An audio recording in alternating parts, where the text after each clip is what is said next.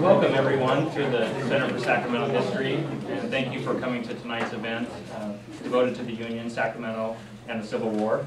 My name is Dylan McDonald. I'm the Deputy City Historian here at the Center.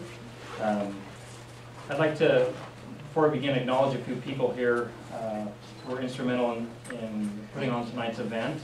Marcia Iman, who is the City Historian. Under her leadership, the speaker series has blossomed. This is the ninth in our speaker series. The staff here at the Center obviously is very instrumental in putting on the event, and I would like to personally thank two of my colleagues who are the co-curators of the photo exhibit that you see up on the wall in this room and in the next room. Pat Johnson, the senior archivist here, she's back by the door, and Rebecca Fowler. Without their capable help, this exhibit would not have been able to come off. I really enjoy working with the both of them. They're very professional, very smart and capable women, and it's a pleasure to work with them every day. I would also like to thank the Sacramento History Foundation. They are our nonprofit arm that helps support us financially, and there are several members of the foundation here. Burnett Miller, John Hendricks, and Annette Cassis. I'd like to remind everyone in this cell phone age to please set your phones on silent. And to also let you know that tonight's proceedings are being videotaped and will be available on our YouTube site in the future. Restrooms and a drinking fountain are in the next room to your left there. If you need to use those, please do so. The program is going to run first with Karen Richey. She will discuss her award-winning research into Sacramento and the Civil War. And we, the staff, had the pleasure of working with Karen during the summer of 2012 when she was here almost every day during that summer, pouring through our materials, especially the Sacramento Bee and the Sacramento Union newspapers, and did quite a lot of work here. It was really fun to work with her. After her remarks, then Dr. Glenna Matthews will deliver her lecture, The Civil War at 150, Remembering the Sacramento and California Stories.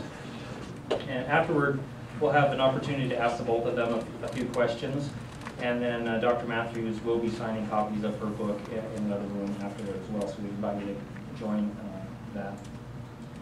This might be the first time that you come here to the Center for Sacramento History, and if so, welcome. Thank you for coming. On your chair, you notice that there are some paperwork there, a pamphlet, a brochure of ours that describes a little bit about what we do here at the Center as the official archive of the city and county of Sacramento, as well as a form about the Sacramento History Foundation. Again, their report is critical for financing programs that go on here at the Center.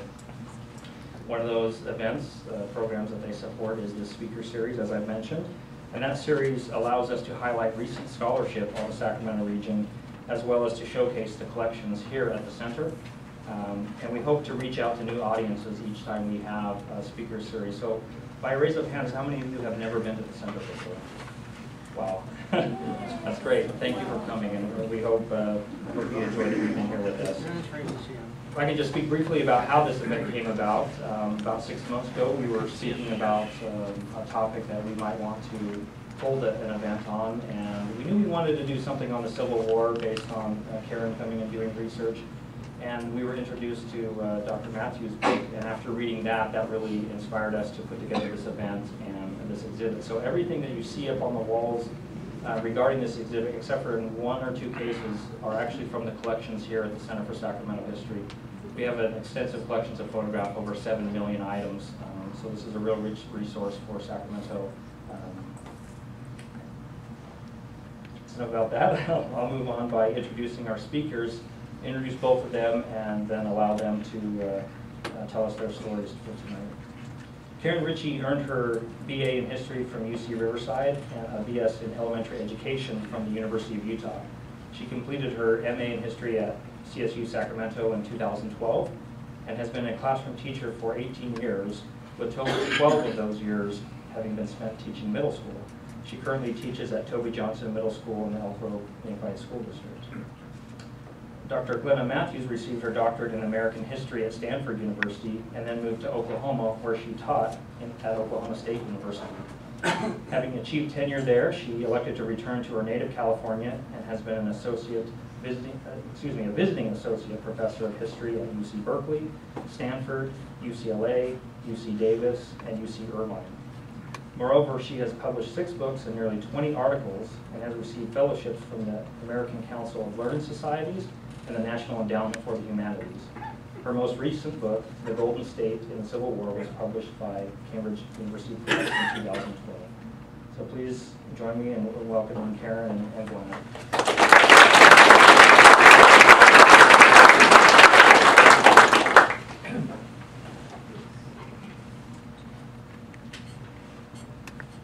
Good evening. I feel really honored to be the opening act for Dr. Matthews this evening. I just want to take a few minutes to discuss what brought me to the Center for Sacramento History, what my findings were, and how I put them to use. In 2010, I began a master's program in American history through a partnership with the Elk Grove Unified School District, where I teach middle school, and Sacramento State. As part of our program, we were required to complete a 150-hour internship that included historical research. The center was looking for someone to make connections between Sacramento and the Civil War. I was concerned about getting my 150 hours because in my textbook map, California is not even on the map in the Civil War unit. So I came in with a preconceived notion that perhaps California didn't have that much to do with the war, and I was pleasantly surprised and delighted to find out that that was not the case. The bulk of my research came from reading the Sacramento Bee and the Sacramento Union from January of 1861 to Lincoln's assassination in April of 1865. The first day, I spent 8 hours and I think I read 2 weeks worth of newspapers. I was so caught up in the debates within the legislature about what California would do. The 7 states had left the Union. Would California become a Pacific Republic? Would they try to remain neutral? Would they join in on the side of the Union? Of course, I knew the answer, but still, it was so interesting reading the debates. I went home and had to figure out the math and realized I needed to go faster. The story that my sources told me overall was that Sacramento was deeply devoted to the Union. And there were some stories that stood out and captured my imagination. One of them is the Great Sanitary Cheese. The Sanitary Commission was the precursor to today's Red Cross, and they were a private organization that did work with the soldiers in the Union Army. California was a big supporter of the Sanitary Commission. In 1864, 2 farmers in Marin created the Great Sanitary Cheese, using over 3,500 gallons of milk. This cheese measured 5.5 feet across and was almost 2 feet deep. It weighed nearly 4,000 pounds. The cheese was displayed and sold to raise money for the Sanitary Commission, and some of it was sent east. Sacramento couldn't send very many men to fight in the battles, and the women in Sacramento couldn't go and nurse the wounded soldiers, but they could devote their time and energy and talent to supporting the soldiers that were fighting and the women that were helping those soldiers in the east. They contributed generously to the Sanitary Commission. In addition to that, I found that California volunteers filled the western outposts when the regular army was called east. I learned about the California 100 and Battalion that was recruited from San Francisco and Sacramento in Northern California, and they served under the Massachusetts quota in the cavalry. I learned that the gold from California helped finance the war, and I learned that there was a change in opinions within the white citizens about slavery. All of these things were used to create 8 lesson plans that use primary sources. And I learned to combine historical research, theory, and practice as I crafted these lessons with primary sources. Thanks to the center, I wouldn't have a project without them. And every time I was here, there was some new thing to delight in because they would find something they thought might interest me and show it to me. It was wonderful. This is such a great resource for our area, that the history here is preserved, that the people here do everything they can to reach out to the community so the community has knowledge of the resources that are here. The other moment that I remember, I think really strongly from my time here, my research, is when I was coming to the end and I was up against the time crunch that I needed to go back and be a full-time teacher again in the fall. And I'd already decided that I would stop reading when I got to Lincoln's assassination. It just seemed like a stopping point that made sense. So I knew it was coming, of course, and I had read the day before the huge celebrations that happened with Lee's surrender. The schools were closed, the church bells were ringing, people were in the streets celebrating, and you could just feel that sense of relief and joy that the war was finally over. And then, just a few days later,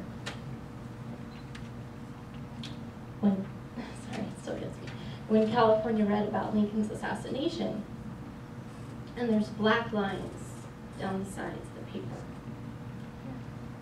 and you can feel their sorrow. You can feel the fear about what this event could mean for the United States. And this, they had just felt like the war had just gotten behind them. And that's the power of history. That's the power of primary sources and reading it from the time in which it occurred. Because even though I knew that that event had happened, I felt something because I was reading it as it happened. It's so different than just reading a fact. And really feeling, it talks about men greeting each other in the street with tears in their eyes and not knowing what to say to each other. Everybody draping their homes in black. You really felt like you were in the moment. And that's what I try to bring to my students, is that feeling that history isn't just the past, and that people at that moment didn't know what was going to come next, right? That you can't just look back, as my colleague says, the gods of history, and know what already happened. You have to put yourself in that moment of contingency and what it felt like to be there in that moment. I also gained a new respect for the work that historians and archivists do. I now understand why it takes 10 years to write a book. It's very time-consuming work, and there's a certain element of obsession where you want to just keep finding sources and you want to go to the next thing. There's a thrill to it, a little bit of detective work there. My understanding of the work that the archivists do, I so appreciate that they have such great knowledge of their sources and they're so helpful. And especially the people here at the center, they delight in helping people find history. It's a true joy to be up here in front of Dr. Matthews, who in her book puts California back on the map of the Civil War, who argues that California played many important roles in the war, and her elegant, well-crafted arguments add a really important piece to the historiography of how the West played an important role. Helps us connect, helps us understand our role in the war, and I'm very excited to hear what she'll say this evening.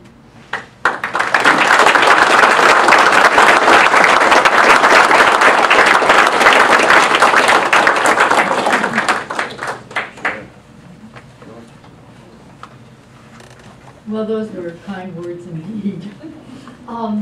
Before I begin talking about the Civil War, I will beg your indulgence to tell you folks why being in Sacramento means so much to me. because I was a witness to a very historic moment in Sacramento. My father was writing for the Sacramento Union during World War II, and I'm happy to tell you I was a very young child. But my mother was super protective, but still in all, the day World War II ended, she figured out that being protective was not the appropriate response. And so she took me to downtown Sacramento the day World War II ended. And I'm so glad you got choked up, because it gives me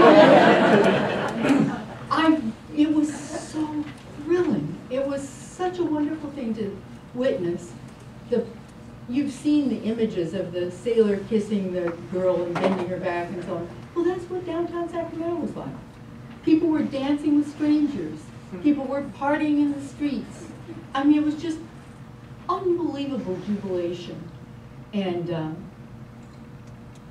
I'm just thrilled that I got a chance to witness something like that, and that my mother had the foresight to know that she was giving her daughter such a precious opportunity to see something like that.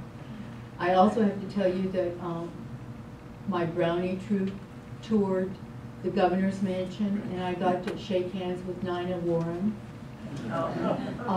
So I have been in the governor's mansion when I was a little girl, and Marcia kindly showed me the bound issues of the Sacramento Union. So when I come back here the next time, it's going to be to do research to see if I could, because my father wrote editorials during the war, and I knew I couldn't go looking for them before this event tonight, or I would have been blubbering in a corner. So I held myself together as best I could. Well, let me explain a little bit of how I got interested in this subject. My books have all been on women's history, so this was a complete departure. But I had this wonderful opportunity in the mid-90s to curate an exhibit for the San Francisco Public Library. And in the course of that exhibit, it was called The Dimensions of Diversity. And I looked at gastronomy, recreation, culture, different dimensions. And I also looked at religion. And I found out when the African American churches in San Francisco were founded, and I found out all kinds of good stuff.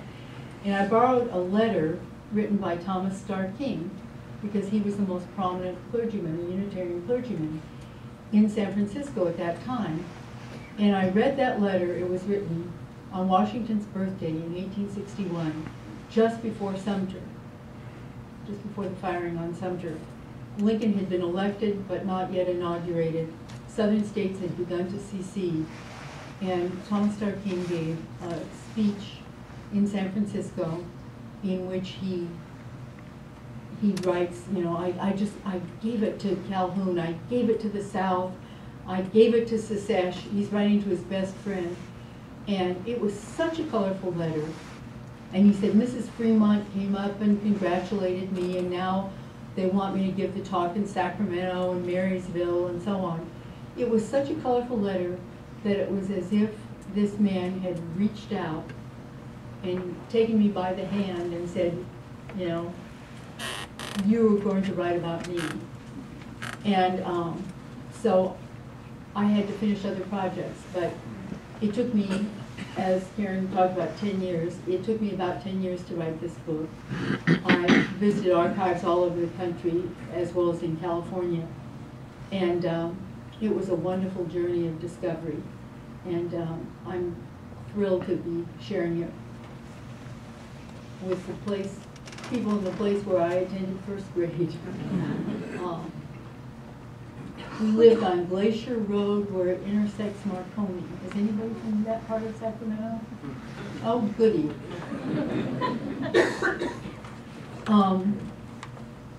First of all, you have to understand about what California was like in the 1850s. And Karen has given us wonderful information about the state legislature and the debates. I also noticed that there's some wonderful graphics out here about David Terry and David Broderick. Well, in the 1850s, California was a very violent place. I knew that going in. Let me give you one fact about California in the 1850s. And this is Southern California, but it still, gives you the flavor. I found a letter when I was doing research, I think at the Huntington Library, where a Protestant minister who came to this small town, fewer than 5,000, that Los Angeles was in the 1850s, and he says, I've been here 2 weeks and there's been 14 murders. So it was violent. The politics were dominated by pro-South Democrats, known as the chivalry or shivs. And I have to say it was a very appropriate nickname. The most powerful politician in California throughout most of the 1850s was a man named William Gwynn, who was in the U.S. Senate. Even though he represented California, he owned 200 slaves in Mississippi while representing California. And I might add that when the war broke out, he made his way back to the Confederacy. And he didn't actually fight for the Confederacy, but he was in the Confederate state during the Civil War. And I've read some of the letters he writes, and he says, things are tough here, but once we've won, I can go back to California. And what a country that is. He wanted, he'd been so powerful in the 1850s, but he wants to go back to California even more powerful because with a triumphant Confederacy. But he wants the climate in California, obviously, and he doesn't like the suffering that, by the way, he's buried in Oakland. He did come back to California after the Civil War, and he's buried at Mountain Home Cemetery in Oakland. So he's the most powerful politician, and Southern Democrats dominate. The Republican Party doesn't really have the same presence in California that it did in other parts of the country. In fact, of all the states that stayed loyal to the Union, California had the fewest Republicans in office when the war broke out. There were a handful of Republicans holding office in places like San Francisco, no statewide. Another fact, which I know you're familiar with, is that there was incredible ethnic and racial diversity in this state. Obviously, the native peoples who had suffered mightily, whose population had dwindled under the impact of European incursions, invasions, and brutality. But by the time the Civil War broke out, there were about 20,000 Chinese people, Chinese immigrants. There were a few thousand African Americans, some of whom actually were held in slavery briefly or not so briefly. Complicated story. And of course there were the Californios, the Latinos, who were here when the Americans invaded, and then after the gold rush you had people coming from South America. So it was a mix of people that was quite unique. The people of color were treated with incredible discrimination. The state legislature passed a lot of discriminatory legislation, and for the Chinese, they could not become citizens because of a law of 1790 that said that only white people could become naturalized. Californios were citizens under the Treaty of Guadalupe Hidalgo. African Americans, after the Dred Scott decision, were not seen as citizens. So it was a very, very difficult environment for Californians of color, both legally and extra-legally. Toward the end of the decade, David Broderick was also a Democrat, as was William Gwynn, but he was what was called a free soil Democrat. He opposed the extension of slavery. And he was from New York. He was kind of a brawling Irishman who was no bastion of enlightenment about race, but he was better than William Gwynn, shall we put it that way. And that's not saying much. But the two men were contesting for who would control patronage. They were both in the U.S. Senate.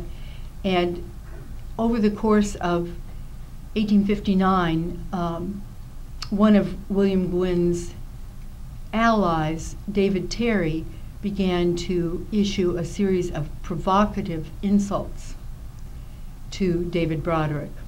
David Terry was the Chief Justice of the state Supreme Court. He was a man who had gone from Kentucky to Texas and then on to California, and he lived in Stockton. He settled in Stockton. And during the vigilante episode in 1856 in San Francisco, the state Supreme Court Justice, David Terry, stabbed one of the vigilantes. And happily, that man recovered, because the vigilantes, if he had died, the vigilantes were trying to decide whether they could get away with hanging a Supreme Court Chief Justice. I read some of this correspondence, by the way, in the Huntington Library, and it made colorful reading. David Terry had already shown that he was willing to resort to violence, and he begins to issue provocative statements to David Broderick. And the thing that really got under David Broderick's skin was, he said, Broderick is closer to Frederick Douglass, the black abolitionist, than to Stephen Douglas, the white Northern Democrat. And those were fighting words to say somebody. I mean, there were men who almost fought a duel in the state legislature when one of them called the other an abolitionist. That was the state of public opinion in California in the 1850s. Abolitionist was a dirty word. So the provocations continued, and finally in September of 1859, Broderick and Terry fight a duel. Terry resigns from the state Supreme Court, and the next day the two men fight a duel, September 16th, 1859. And 3 days later, David Broderick died. And so you had a recently retired, like 1 day earlier, state Supreme Court Chief Justice killing a sitting U.S. Senator.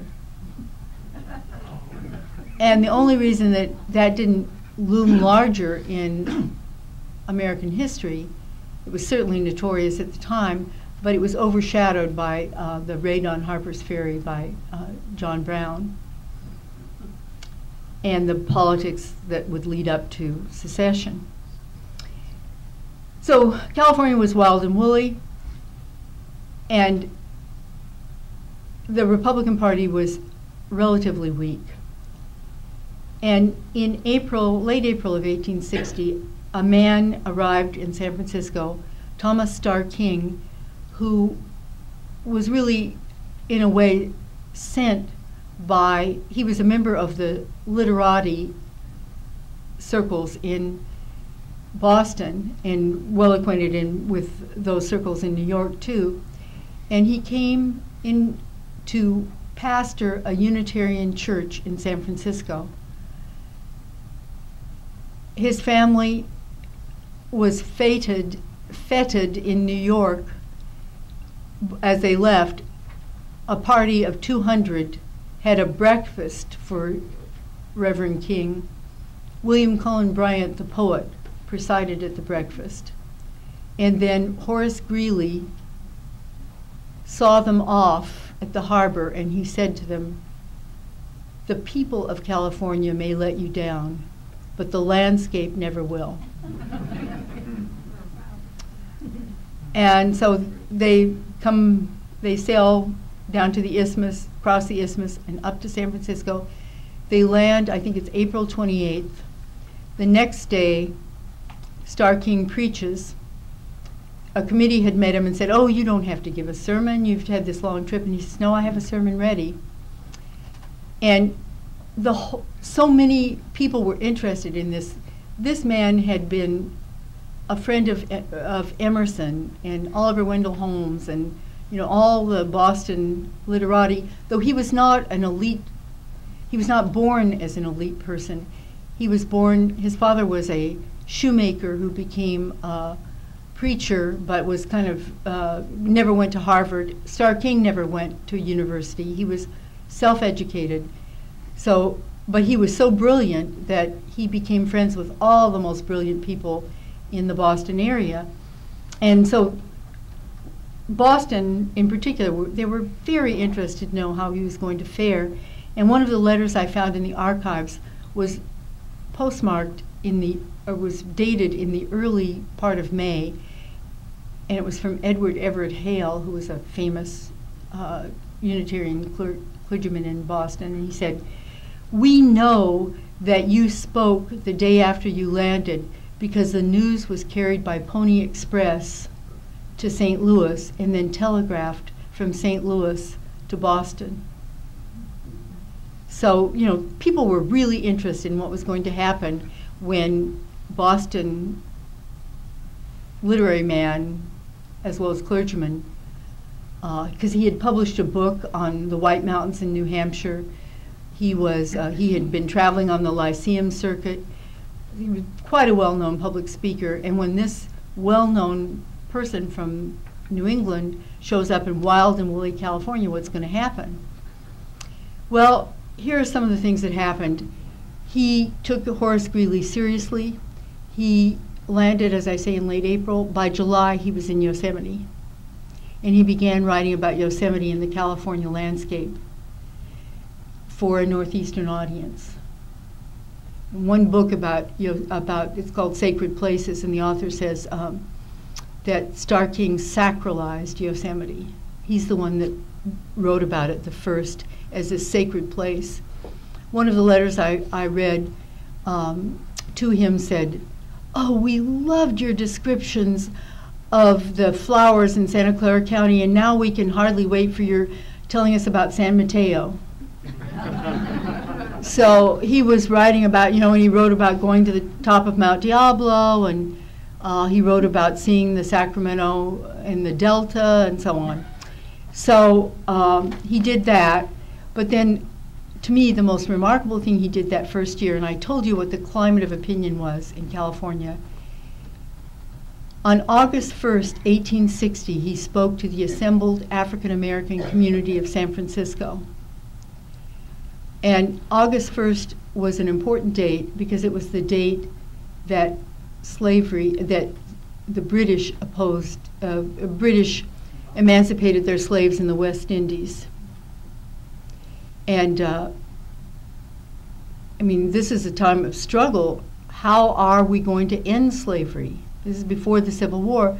So the example that the British set by actually ending slavery in the West Indies was terribly important to American abolitionists, black and white. And it was a sacred anniversary in the black community.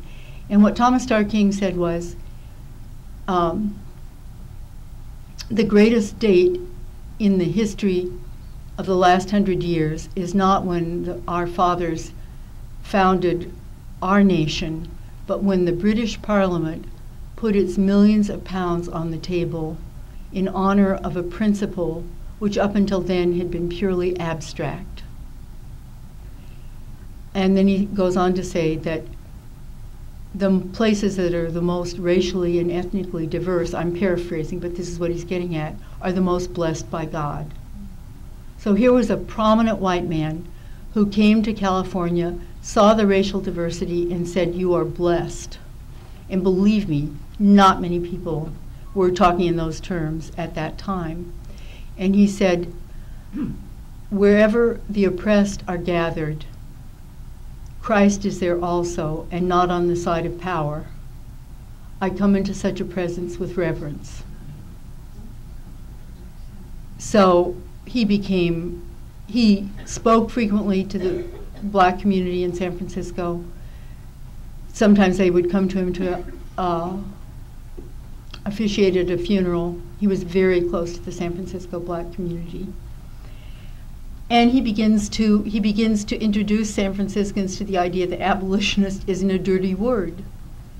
But because he's, I mean, in a sense, I think he was California's first celebrity other than maybe the Fremonts. And so he has a kind of glamour about him, and maybe that helps him get away with saying these things. But he began to really have an impact on public opinion, and he began to speak not only in San Francisco, but in Sacramento, in Stockton, in Marysville, and in the Gold Country. And slowly opinion begins to change. In the election of 1860, Lincoln did get a plurality, though not an absolute majority. That election had 4 candidates. Lincoln was the Republican, Stephen Douglas was the Northern Democrat, John C. Breckinridge was the Southern Democrat, the one the Shivs would have been supporting, and then there was John Bell, who was a constitutional union, which represented a very small number of Southerners who were pro-union. So the first vote getter in California was Abraham Lincoln. The second was John C. Breckinridge, the Southern Democrat. But Lincoln did get California's electoral votes, and that was something. A few months later, Fort Sumter, and the news, Fort Sumter was April 12th. This is before the transcontinental telegraph, before the railroad too, for that matter. And so it took till April 24th before the people in California knew that the Civil War had started. But there was great anxiety. The man who was the commander of the Department of the Pacific, the military in San Francisco, but the whole Pacific coast was under his command, was a Southerner. Would he be loyal? This is Albert Sidney Johnston, who actually did get replaced by Lincoln within a few weeks, made his way to Southern California, snuck across the desert, and became a prominent Confederate general, and was killed at the Battle of Shiloh on April 7th, 1862. He and Ulysses S. Grant were the opposing generals at the Battle of Shiloh. So there's great anxiety, and I'm so glad Karen referenced all the debates in the state legislature, but then Starr King and others began to hold big pro-union rallies, and that got the attention of the legislature, and they finally then, I think in May, is when they decided, yes, they would come down on the side of the Union. But one of the letters I read at the Huntington Library was from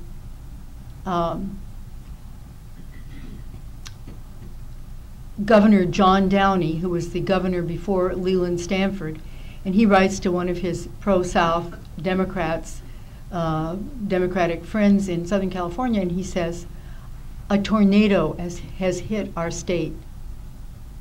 Black republicanism is being preached." And of course, who was the tornado? Thomas Starr King, because all these rallies were taking place. In the event, nearly 17,000 California men volunteered for the Union, though only a small number of them fought in the East.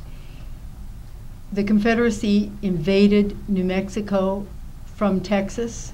Jefferson Davis had his eyes on the precious metals. They were defeated before the Californians could get to them, but the California men enlisted, most of them, because they thought they were going to fight Confederates in New Mexico. By the time the Californians got there, they had already been defeated at the Battle of Glorieta Pass in northern New Mexico by a party of Coloradans. But California men were used primarily to fight Indians, and in some cases, quite brutally.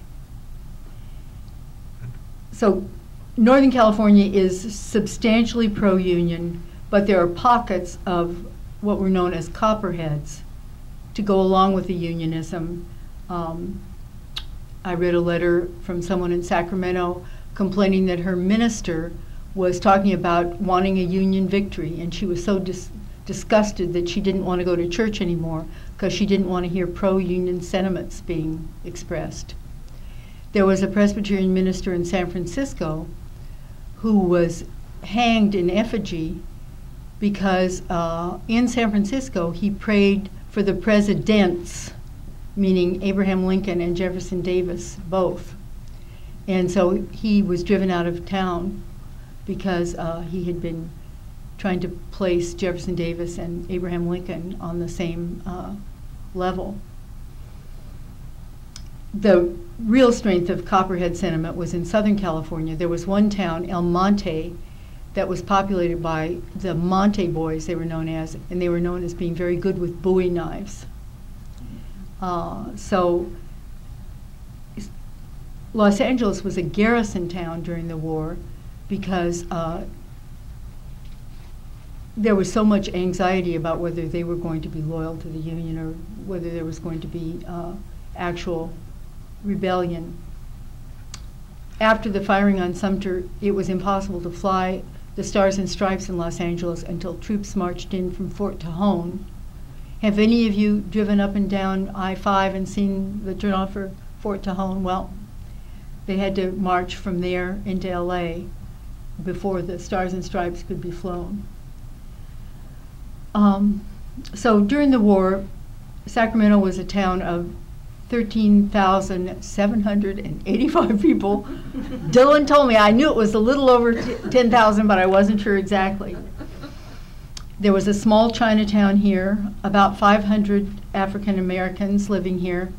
During the 1850s, there had been a number of colored conventions where not only Sacramento, California, African Americans, but from the other parts of the state had met to talk about pressing for civil rights.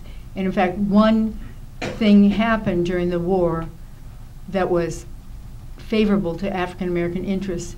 They were given the right to be able to testify in court against a white person. Before that, if a black person was a victim of a white person, they couldn't testify against them. So the white person could get off scot-free. I learned this from reading Karen's work. There were 7 military companies here in Sacramento within a month of Sumter, torchlight parades, public displays of the flag.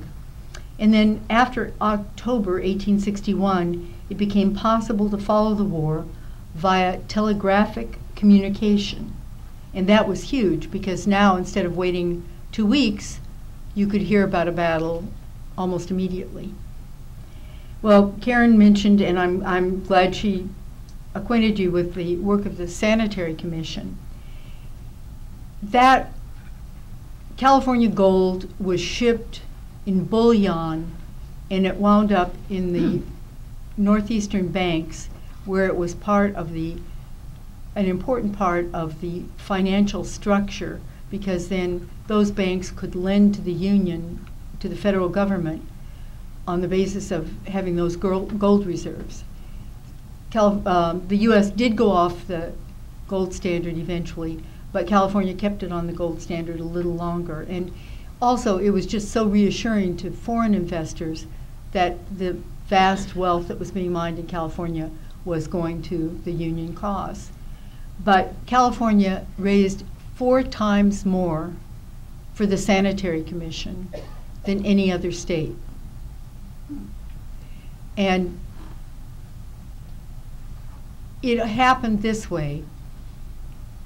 The telegraph meant that it was possible to wire money across the country. That made a big difference.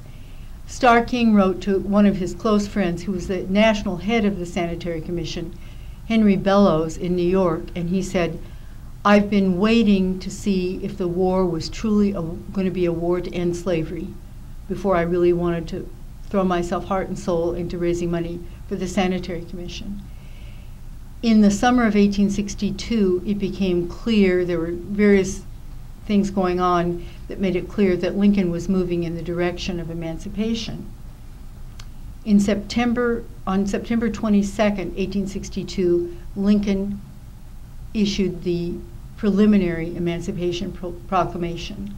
And that same week, the business community of San Francisco raised $100,000 in 1862 dollars. I mean, that's a fortune. And they wired it to the folks in New York. All over the North, there are something like 6,000 Soldiers' Aid societies all over the North where women are sewing hospital gowns. The thing is, when the war broke out, there were 26 Army doctors and no bureaucracy to deal with wounded men. And suddenly there's a war where 800,000 men are going to be killed. So there's a huge need. The women of the North were inspired by Florence Nightingale, and they had a meeting in April of 1861 in New York and began to talk about putting something together. Well, obviously, the men didn't, I mean, married women couldn't sign contracts. You couldn't let women run something like this. It was their idea, but they're busybodies. They're not going to know how to run a business organization, God forbid. And so Lincoln had to be persuaded this was a good idea. But women were the, shall we say, the foot soldiers of this undertaking to a large extent. So they're making all these hospital gowns and they're assembling supplies and so on. But somehow you have to get them to the battlefield where they're most needed. And that took money. And so the Sanitary Commission in the autumn of 1862, they're really hurting for money. And they open a wire from California, $100,000 on deposit with your bankers, and more to come. And so I want to tell you folks about a collection I found. This was probably the most exciting thing that has ever happened to me in my scholarly career. And it happened because I'm a grandma. I had a young grandchild in New York, and I wanted an excuse to spend time in New York City. And so I was nosing around the public library, and I found that they had this huge Sanitary Commission collection, and 11 boxes were on California. They had never been cataloged. Some of the pages were still stuck together. They had a letter from William Tecumseh Sherman they didn't know they had. And so I spent a month reading the California stuff. And it was letters from gold rush towns. It was letters from small towns all over California. My favorite story, which I told on the radio the other day in the interview that Karen and I did on Insight, but I just loved this story. The women of Suisun raised $3,486 with a bake sale. In 1862 dollars. And, you know, they were very good cakes. Well, Mark Twain has a story in Roughing It about a sack of flour that was sold over and over again, the same sack of flour, for the Sanitary Commission. So I'm assuming that that's what happened with these cakes, that somebody would bid on it and then give it back. But still in all, even with that, that's a heck of a lot of money to raise. I mean, now if you had a bake sale and you raised that kind of money, you're like, oh, you know, huh. And the dollar is, you know, it's not the same dollar. So another thrilling discovery was I found that Chinese merchants in San Francisco were donating to the Sanitary Commission. They couldn't become citizens, but they were acting like citizens. I brought with me notes on what I found from Sacramento, a couple of things in Sacramento. I found that $15 came from an African Episcopal church in Sacramento, sent to the San Francisco, to the Sanitary Commission. And then I found this was a printed notice. The Executive Committee of the Sacramento branch of the U.S. Sanitary Commission desire to enlist your aid in effecting a reorganization of all the ladies in our city who may be willing to assist the parent society in continuing its charitable dispensations on the battlefield and in the hospital, will you please confer with your lady friends and neighbors and agree upon some plan of action? So when I say that women were the foot soldiers, you know, that's the kind of evidence. And there were wonderful, wonderful. Thomas Starr King sadly died. He was only 39. He wore himself out and died of diphtheria and pneumonia on March 4th, 1864. So it's almost 150 years ago. After he died, Henry Bellows left his post in New York, where he was heading the whole national effort, and came to California to keep the money flowing. As one of my friends who's in the funding world said, it was the invention of the California ATM. So a lot of the letters in the New York Public Library collection are letters after Starr King had died, and the 14 paid agents are going all over the state. And this one man who was a minister was going on muleback into You Bet and Rough and Ready and, you know, all these wild and woolly gold rush towns, trying to organize donations. And some of the letters are saying, well, we've got a separate women's organization because their work is so effective, or we've got all women officers, or well, we haven't been able to raise much money because our women haven't gotten active yet. So it was a wonderful, wonderful, wonderful opportunity for me to read these. And as I was sharing with Marcia and Karen, I am really eager to find somebody in California that would be willing to partner in some kind of grant writing undertaking to digitize this collection so that school kids in California could find out that, you know, these are, I mean, when I was reading this collection, I had this grandchild in New York, but I also had a granddaughter who had just finished the 5th grade in Gilroy. I found a letter from Gilroy.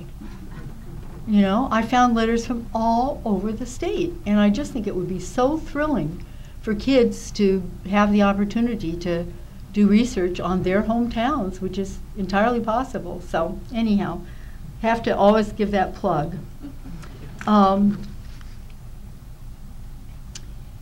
Emerson wrote to Thomas Starr King and said, "I'm so glad California has a fit saint to guide it." This work that California was doing, I mean, Leland Stanford is the first Republican governor in 1861, and then the state legislature has a Union Party majority.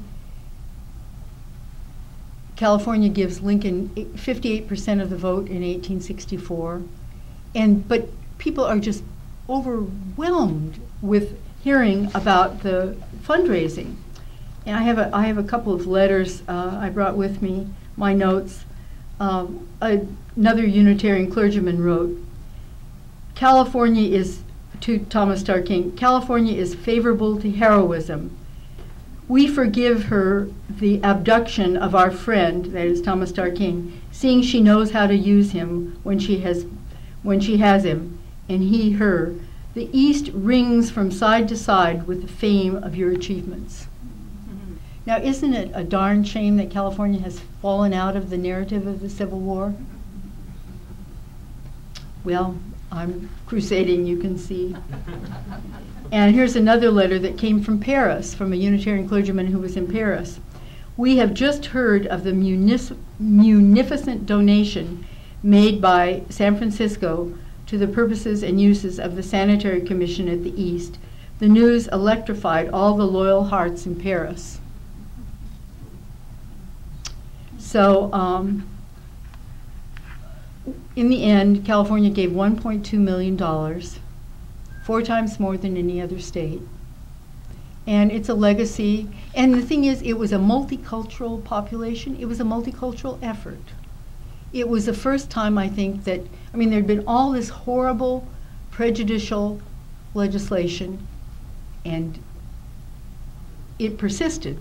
But still, I think it was a moment when California showed the potential of acting in a community way, with a diverse group of people for a common purpose.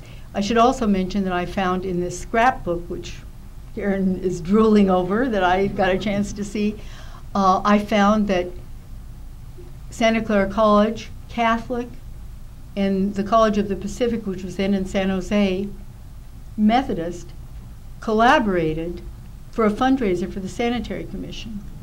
And this is at a time when there was, huge prejudice and bad feelings between the denominations. So it was a thrilling thing to read about. Starr King died, Lincoln was assassinated, and pardon me for being unsophisticated, the bad guys began to be more powerful. And after the Civil War ended, California went back to being a Democratic stronghold. And California never ratified the 14th and 15th Amendments, which is, in the 20th century, California eventually did ratify the 14th Amendment, but not until the 20th century. So it's a remarkable story, and it was thrilling to read about it, and thank you for your attention, and I love talking about it.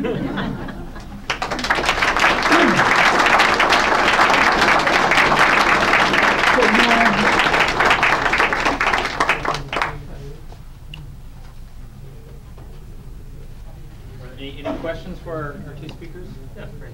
Would you mention where the abolitionist women went after the Civil War, what they did? Could you repeat the question? This is a leading question. Where did the abolitionist women go after the war? Well, I think, and I haven't done the research, so this is all hypothetical. California had a very disproportionately male population. California didn't have the same kind of female voluntarism before the war that was taking place in the Northeast. I think that this Sanitary Commission work may well have been a catalyst. And then you begin to get a suffrage movement after the Civil War. And I would love to see a graduate student do research and see if you can link those two phenomena. Do you have anything to add to that?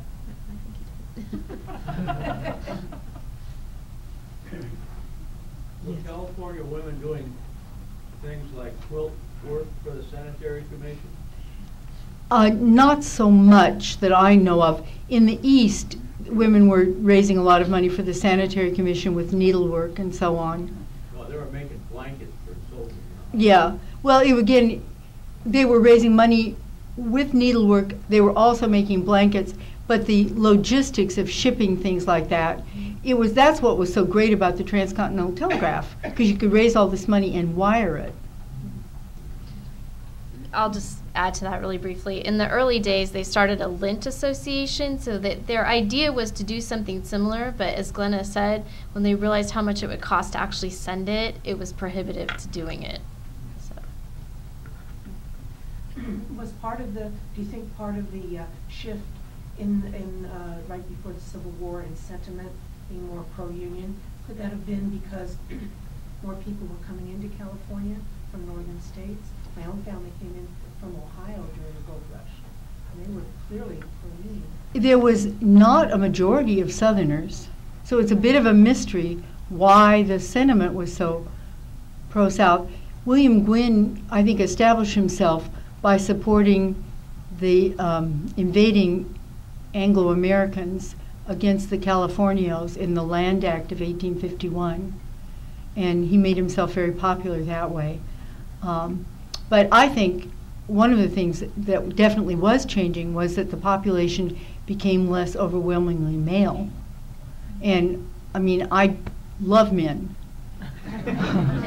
I love my father, I love my son, et cetera, but social scientists know that when you have a disproportionately male population, that tends toward violence, women do exercise, you know, when men are living in a family and responsible to their wives and children, when you have unfettered men with access to alcohol, it's not surprising if there's violence.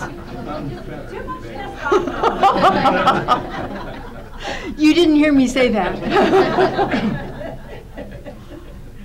Maybe you should write a book called Unfettered Men.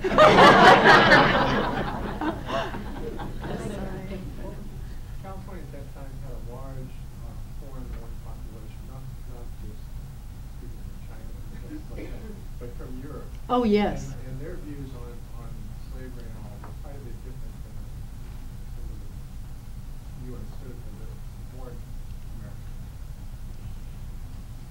Would that be a factor in the California support for the union?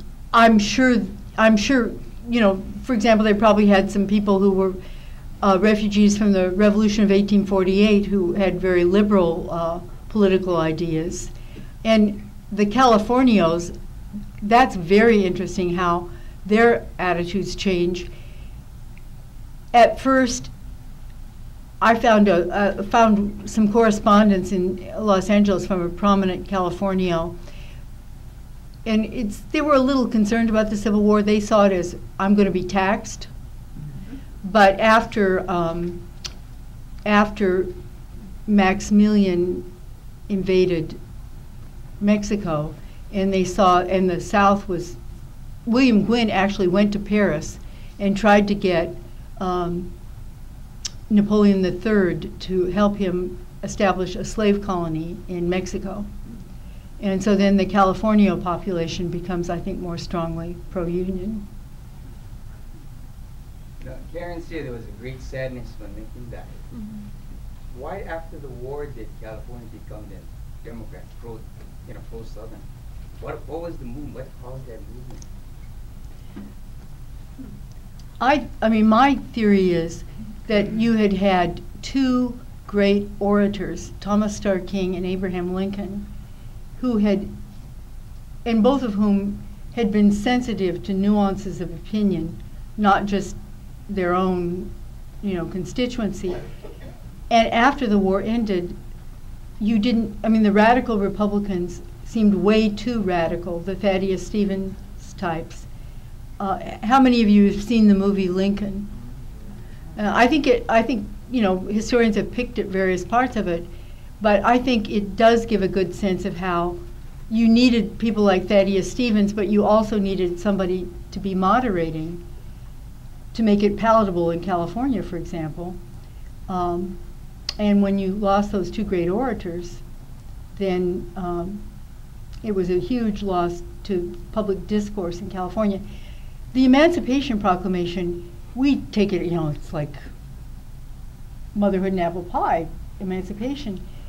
I went to a session at a Civil War conference on Kentucky, and it was, somebody said, Kentucky, which stayed loyal to the Union during the Civil War, became a Confederate state after the Civil War.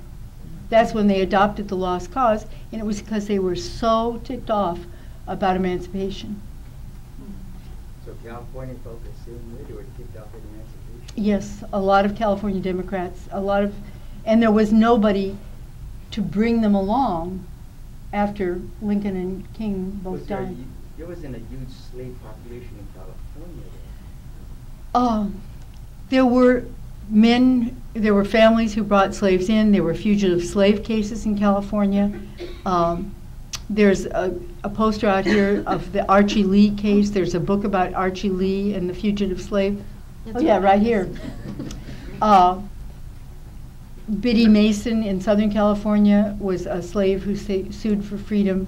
There's a new book called Freedom's Frontier about slavery in California by Stacy Smith. And so if you're really interested, there are things you can read to find out. I mean, I don't have the time to go into all the details, nor do I have the expertise. I don't have it all in my head. The letter by General Sherman that was in the Sanitary Commission in California, what was that about? Sherman had been in California as a banker, in San Francisco. So he had a lot of California connections. And my recollection of the letter, which was whisked out of my hands right away, so I didn't get a chance to read it thoroughly, but my recollection is it was something like connecting with the people that he had known in San Francisco. I have to tell her, there was a letter from Lincoln's secretary, John Nicolay, thanking people in San Francisco for sending part of the great sanitary cheese to Lincoln in the White House. You mentioned engaging in a fundraising campaign to digitize. Do you have any estimates of what it would cost, and which documents would you digitize? Well, it's the 11 boxes about California. In the New York Public In the New York Public Library. I went to this party in New York celebrating the reopening of the collection, and I spoke to people in New York, and they thought it was a great idea, and they thought that I should go to the California State Library. But this was in December. It was about a month ago, and I haven't had a chance to talk to people at the State Library. But Talk to us. are you connected with the State Library? No, but I would be interested in contributing. Okay. One last question. Oh, The Japanese Americans have had a big deal to do in the state of California, dating back into the 19th century. Were they not active here during the Civil War? they came in the 1890s. They weren't here during the Civil War. No. I mean, there might have been one or two, but there was no real presence, whereas the Chinese community was already many thousands of people.